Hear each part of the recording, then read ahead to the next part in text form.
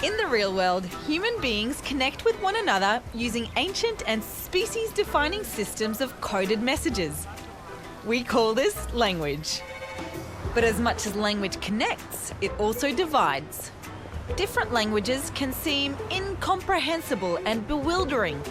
Translating between them is a task for scholars, isn't it? Maths can also do something quite surprising. It can help translate one language into another. What does translation have to do with maths? Let me show you.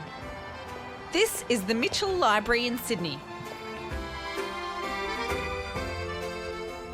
It's home to millions of books and manuscripts, as well as translations made by human experts between scores of languages. And it's translations which form the heart of what's called statistical machine translation. It was conceived almost 70 years ago. So how does it work?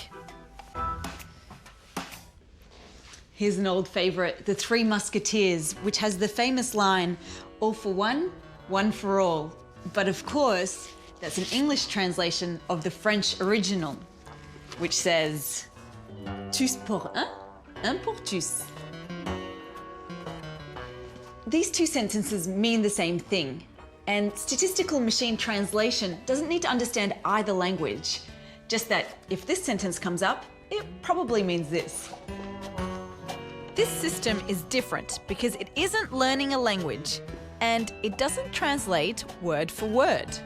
This system treats translations as data. What it does is analyse existing translations for matching phrases or even sentences, looking for the most probable match. And it's doing it in bulk. What the maths does is analyse billions and billions of sentences of translation to build a statistical engine that tells you if a sentence says this, it probably means this. You get the idea.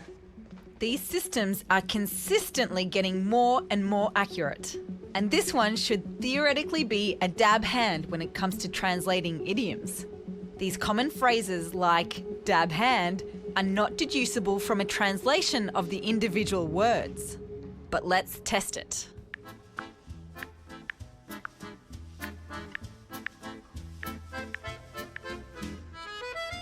There's a French idiom that says c'est du gâteau, which has the meaning it's easy, but the literal translation is it's some cake. It gets translated accurately though on Google to it's a piece of cake, which is the English equivalent. Now, let's try an Australian idiom. To spit the dummy, which of course means to throw a tantrum. It gets translated to cracher le mannequin, which literally means to spit the shop mannequin. Not quite there. See, it's not bad, but it's not perfect either. You couldn't pass yourself off as French with a phone and fast internet.